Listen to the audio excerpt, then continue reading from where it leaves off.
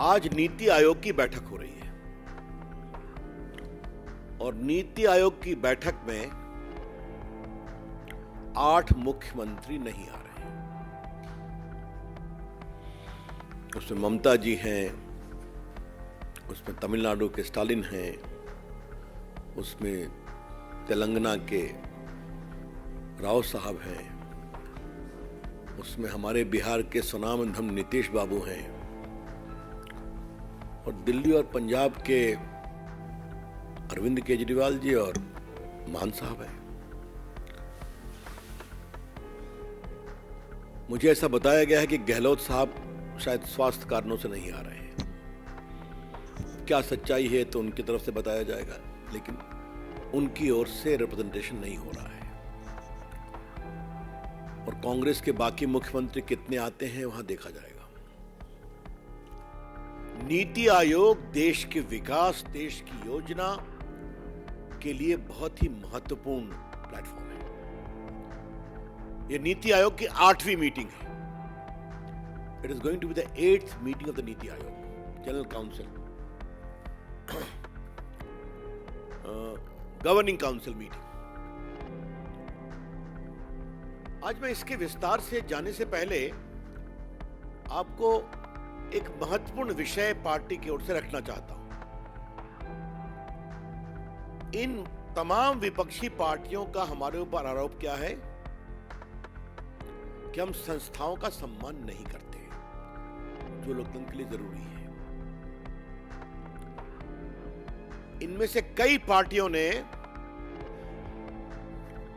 पहले सीएजी का विरोध किया था, चुनाव आयोग का विरोध किया था, सीईसी का विरोध किया था, भारत की चुनाव प्रक्रिया का विरोध किया था। राहुल गांधी ने सुप्रीम कोर्ट की आलोचना की थी, बाद में माफी मांगना पड़ा था उनको। तो ये तमाम पार्टियां देश के महत्वपूर्ण संवैधानिक संस्थाओं की खुलेआम आलोचना करती हैं।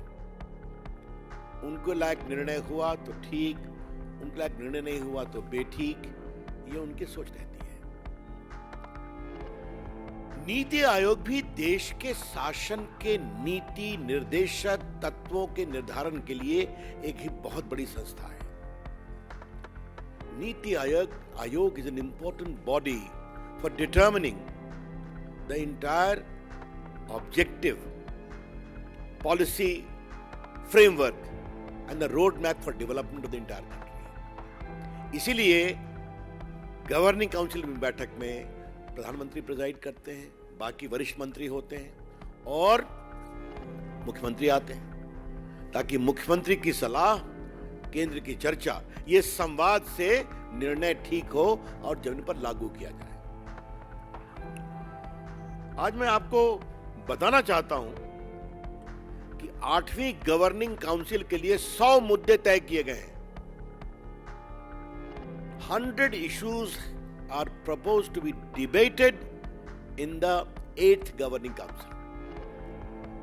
अब आप इतनी संख्या में मुख्यमंत्री नहीं आएंगे तो यहां जो निर्णय लिए जाएंगे तो अपने प्रदेश की जनता की आवाज आप नहीं ला रहे हैं, तो क्या उनको लाभ नहीं मिलना चाहिए क्या?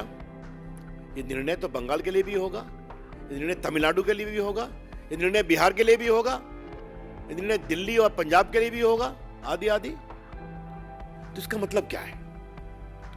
ये बात पार्टी की ओर से हम बहुत गंभीरता से उठाना चाहते हैं कि मोदी विरोध में आप कहां तक जाएंगे?